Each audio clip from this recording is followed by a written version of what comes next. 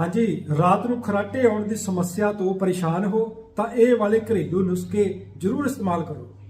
ਥੋੜੇ ਜਿਹੇ ਗੁਨਗੁਨੇ ਪਾਣੀ ਦੇ ਵਿੱਚ ਪੁਦੀਨੇ ਦਾ ਤੇਲ ਪਾ ਕੇ ਗਰਾਰੇ ਕਰੋ। ਗੁਨਗੁਨੇ ਪਾਣੀ ਦੇ ਵਿੱਚ ਦਾਲਚੀਨੀ ਦਾ ਪਾਊਡਰ ਪਾ ਕੇ ਪੀਓ। ਰਾਤ ਨੂੰ ਸੌਣ ਤੋਂ ਪਹਿਲਾਂ ਗੁਨਗੁਨੇ ਪਾਣੀ ਦੇ ਨਾਲ ਲਸਣ ਦੀ ਇੱਕ ਕਲੀ ਖਾਓ। ਰਾਤ ਨੂੰ ਸੌਣ ਤੋਂ ਪਹਿਲਾਂ ਆਪਣੇ ਨੱਕ ਦੇ ਵਿੱਚ ਜਾਂ ਤਾਂ ਜੈਤੂਨ ਦਾ ਤੇਲ ਪਾਓ ਜਾਂ ਦੇਸੀ ਗਾਂ ਦਾ ਦੇਸੀ ਘਿਓ। ਜੋ ਨੱਕ ਦੇ ਵਿੱਚ ਬੂੰਦਾਂ ਪਾਉਣੀਆਂ ਨੇ 2 ਤੋਂ 3 ਪਾ ਸਕਦੇ ਹੋ। ਰਾਤ ਨੂੰ ਸੌਣ ਤੋਂ ਪਹਿਲਾਂ ਗਰਮ ਦੁੱਧ ਦੇ ਵਿੱਚ ਥੋੜੀ ਜਿਹੀ ਹਲਦੀ ਮਿਲਾ ਕੇ ਪੀਓ। 1 ਗਲਾਸ ਪਾਣੀ ਦੇ ਵਿੱਚ ਅੱਧਾ ਚਮਚ ਇਲਾਇਚੀ ਦਾ ਪਾਊਡਰ ਪਾ ਕੇ ਪੀਓ ਅਤੇ ਰਾਤ ਦੇ ਖਾਣੇ ਦੇ ਵਿੱਚ ਪੱਕਿਆ ਹੋਇਆ ਪਿਆਜ਼ ਜ਼ਰੂਰ ਸ਼ਾਮਲ ਕਰੋ। ਇਹ ਜਿੰਨੇ ਵੀ ਨੁਸਖੇ ਤੁਹਾਨੂੰ ਦੱਸੇ ਨੇ ਇਹਨਾਂ ਵਿੱਚੋਂ ਕੋਈ ਵੀ 1 ਜਾਂ 2 ਕਰਨੇ ਸ਼ੁਰੂ ਕਰੋ।